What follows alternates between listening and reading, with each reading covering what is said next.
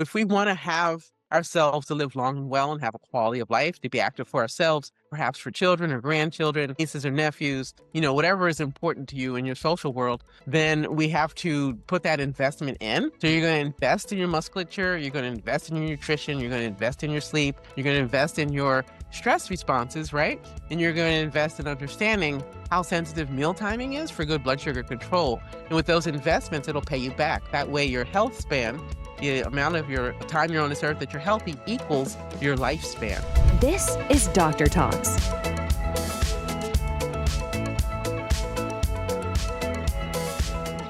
Hello, welcome to another episode of Reversing Your Type 2 Diabetes Summit 2.0. I'm your co-host, Dr. Will Shu. Today, I have this distinct pleasure of inviting my co-host for the summit here, Dr. Beverly Yates here. Dr. Yates, welcome. Hey, thank you so much for being a co-host and, interviewing me. I'm loving the fact we have so much synergy in our work and in the people we serve, and frankly, the point of view that we come to this with.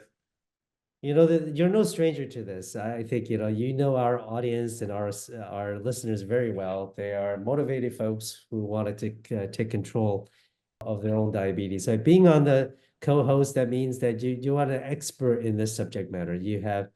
Would love to know a little bit of your background because you're always hosting, and so we always see you introducing other people. Tell us about your journey to this current state of practice. Yeah, sure. I'm happy to do it. So I'm an experienced licensed doctor of naturopathic medicine, 30 plus years clinical experience. Part of my journey started out with my scientific training at MIT, electrical engineering degree, worked in Silicon Valley, still love technology and science. And now with the approach that's focused on what can natural medicine do safely and repeatably, it can't help but notice how much it shines when it comes to the area of chronic illnesses. And diabetes is so lifestyle sensitive, right? So part of my journey is the fact that my parents, when I was a little girl, I was about a year old, a baby, right? They divorced. So I did not grow up with my biological father in my life on a regular basis. What I did find, though, when I reclaimed that relationship as an adult, was that he was one of 13 siblings. So all 13 of them, if you can believe this, Will, they all had type 2 diabetes or some other kind of diabetes, type 1 diabetes, prediabetes. I mean, whose family has 100% prevalence of an illness? So then So that this gave is me the personal to you. wake-up call. Yeah, this is personal to you. It's personal to me. The other thing that I noticed from the 90s to the 2000s was seeing a lot more people come in my clinic who had blood sugar problems. And that was part of that rising tide we've seen. That's an international phenomenon. There's so many more people now with type 2 diabetes. There's over 500 million people with type 2 diabetes. It's shocking to me, these numbers. Yeah. So that with the personal interest, professional, boom, here we are.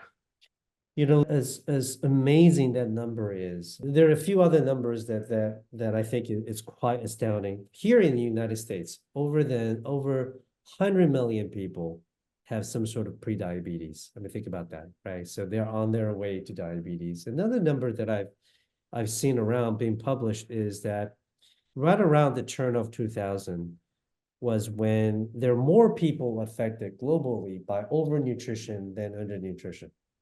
And by overnutrition, I don't mean optimal nutrition. I mean like just bad, but too much, right?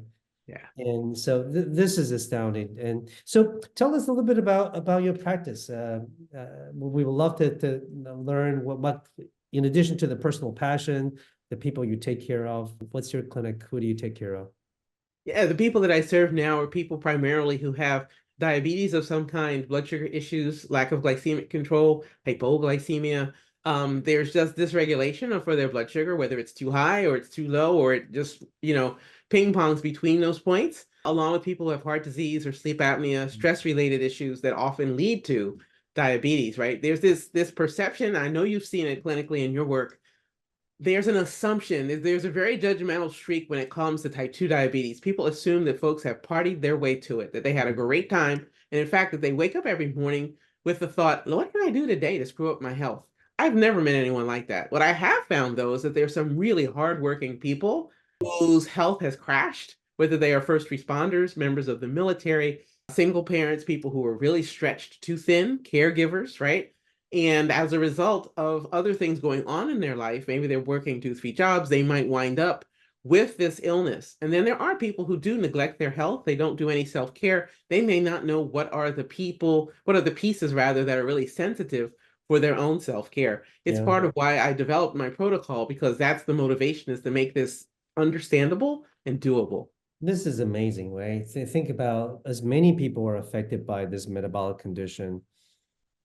It is said that the most common symptom of somebody with type 2 diabetes, a lot of people would fill in the blank, but the studies actually show is actually nothing, right? It's they go about their days. There is such a high diagnosis rate. And I'm hoping by the fact that our listeners are listening to this specific podcast, maybe they already know that they have diabetes, but about 20-25% of the people actually walk around not knowing they have diabetes. So that's a big one. So certainly, like Dr. Yates and your family, your strong family history, we would also ask our listeners, right, to make sure to tell their families and friends that have high family history to check it out. It's very simple to learn about that. Now, I know that both you and I subscribe to the holistic approach to health, and where we don't just give one medicine or suggest one intervention, but we believe in this holistic approach to health. And you have a set of principles you mentioned earlier. Love to hear about them. Absolutely. So over the years, I'm working with the people that I've served. I've developed what I call the Yates Protocol. And in fact, I'll be working on a book this year and writing the manuscript for that. Oh. And in the Yates product protocol, there are 5 steps that Now, are now, before you go into the protocol, can you share a little bit about what's the title of the book going to be, or that's a secret? well, right now, our working title is the Yates Protocol: 5 No-Shame Steps to Fix Your Blood Sugar and Eat the Food You Love. Wow. It I, can be done. I'm going to be the first one to buy that book. Great, great. So in putting this together and packaging it up, it's forced me to use that engineering background for systems, right? And to Mhm. think about what are the systems that are at play in the body, and then what are the systems and how we behave in our social lives, and putting those together so people can succeed rather than struggle.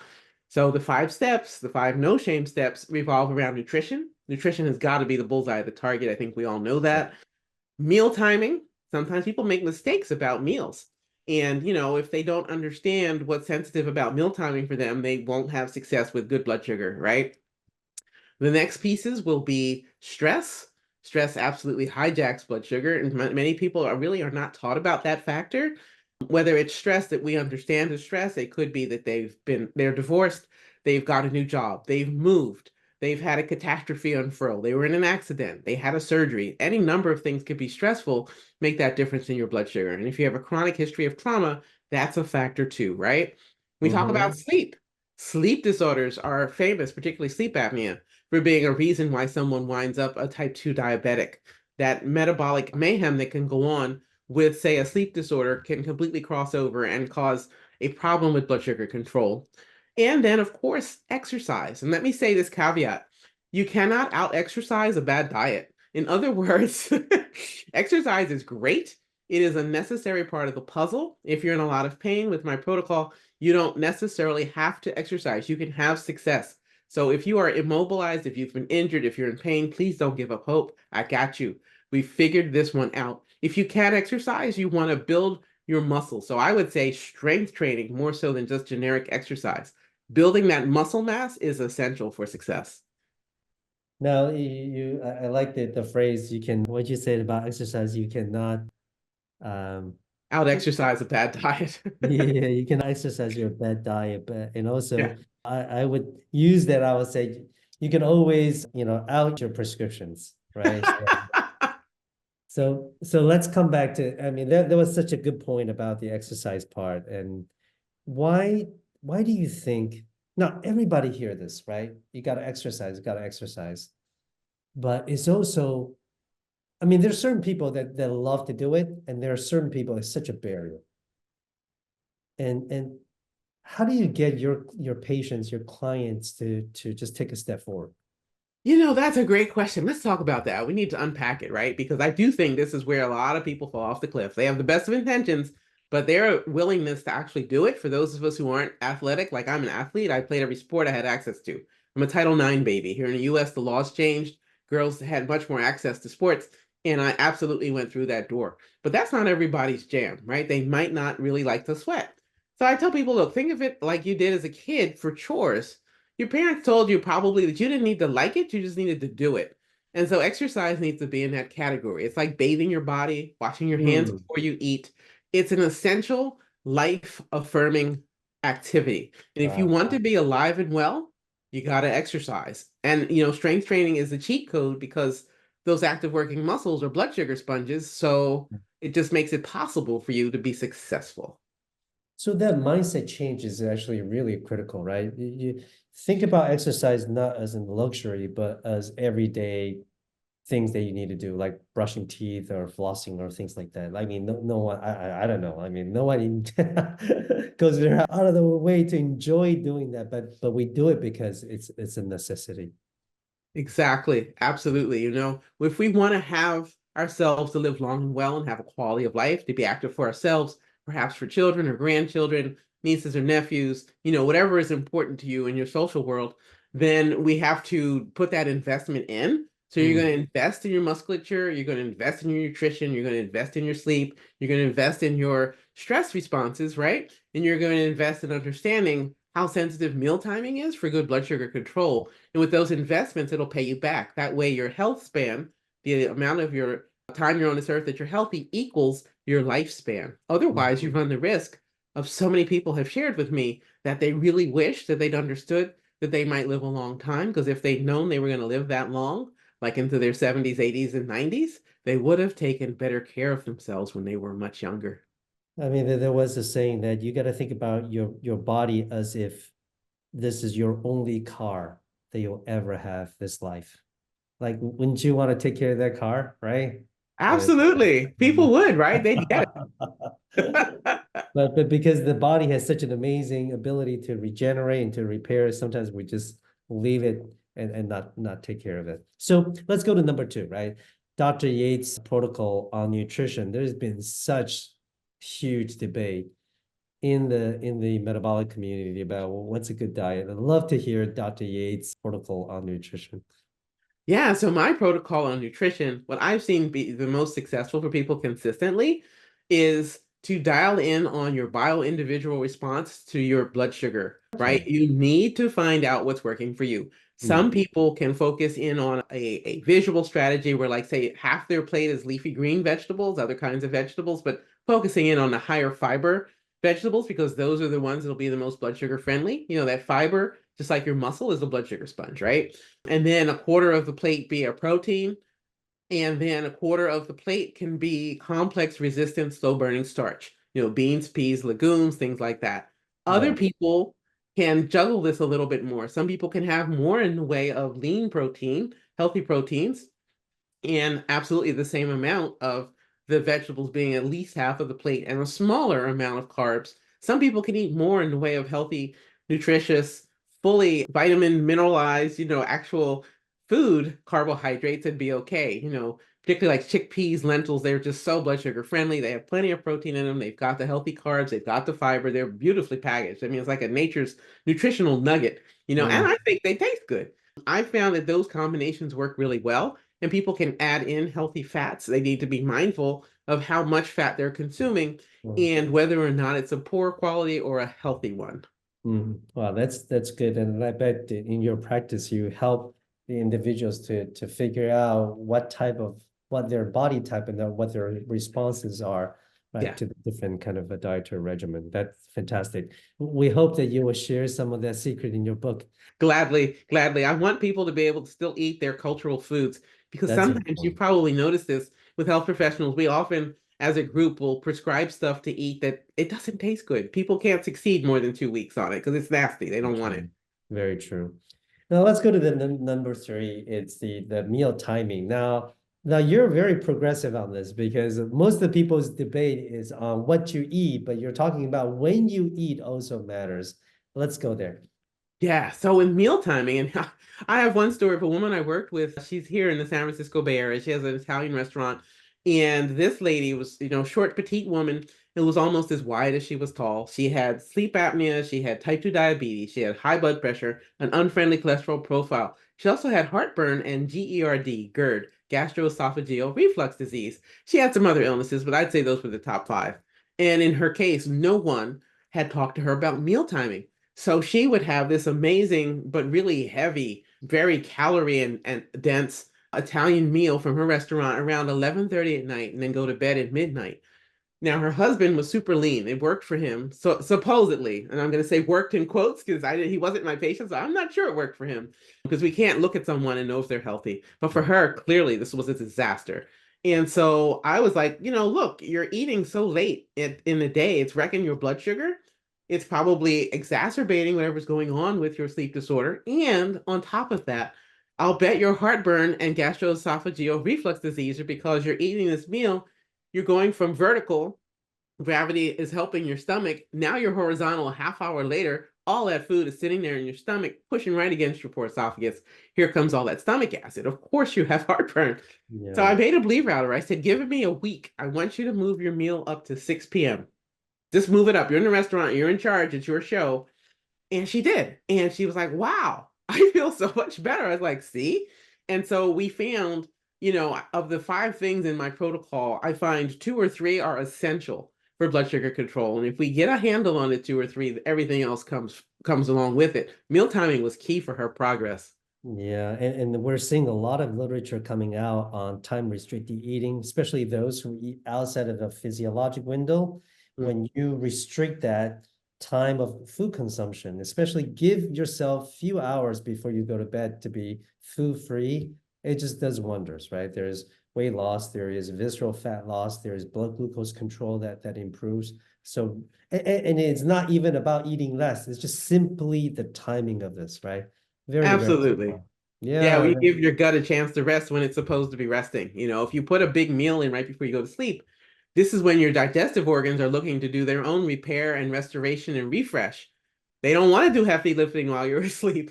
so they're not getting the rest and the repair they generally need to go through.